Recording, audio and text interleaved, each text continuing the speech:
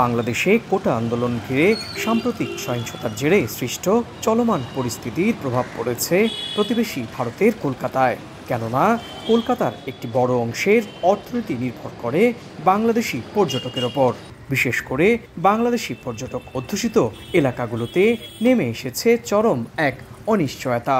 খাওয়ার হোটেল ফাঁকা, থাকার জায়গার সমস্ত ফাঁকা, মার্কো স্ট্রিট ফাঁকা দেখলে বুঝতে পারেন পুরো ফাঁকা করছে। বাংলাদেশ লোক আছে, সবে কামাই আছে, ইনাকে আমার ট্যাক্সি কামাই না, সবে আর না আসলে সব তো একটু থামে যায়। কেউ নেই, বাস আসছে না, কাজ বাজ নেই, কিছু নেই, কি করা যাবে, বন্ধ আছে, সব বন্ধ। আমরা তো চাই যে পরিস্থিতি স্বাভাবিক তাড়াতাড়ি চালু হোক।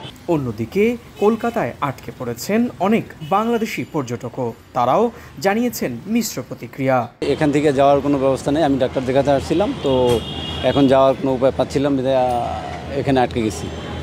তো দেশে কারোর সাথে যোগাযোগ করতে পারিনি।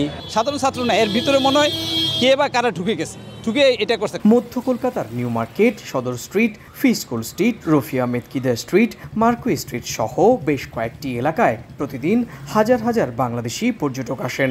বেড়ানো, চিকিৎসা এবং কেনাকাটার জন্য আসা বাংলাদেশি পর্যটকদের কারণেই গোটা এই এলাকার অর্থনীতি চাঙ্গা থাকে।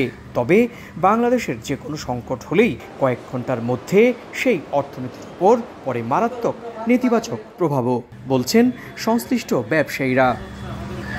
বাংলাদেশের এই চলমান সংকটজনক পরিস্থিতির কারণে অর্থনৈতিকভাবে চরম ক্ষতির মুখে পড়েছেন ভারতের পশ্চিমবঙ্গ রাজ্যের রাজধানী কলকাতার এই বাংলাদেশি অধ্যুষিত হোটেল পাড়া এলাকা। নিউ মার্কেটের বিস্তীর্ণ এলাকার পুরোপুরি অর্থনীতি নির্ভর করে বাংলাদেশি পর্যটকের ওপর। আর বাংলাদেশি পর্যটক আসা কমে যাওয়ায় তার সরাসরি নেতিবাচক প্রভাব পড়েছে। কলকাতার নিউ মার্কেট থেকে সুব্রত আচার্য, সময় সংবাদ।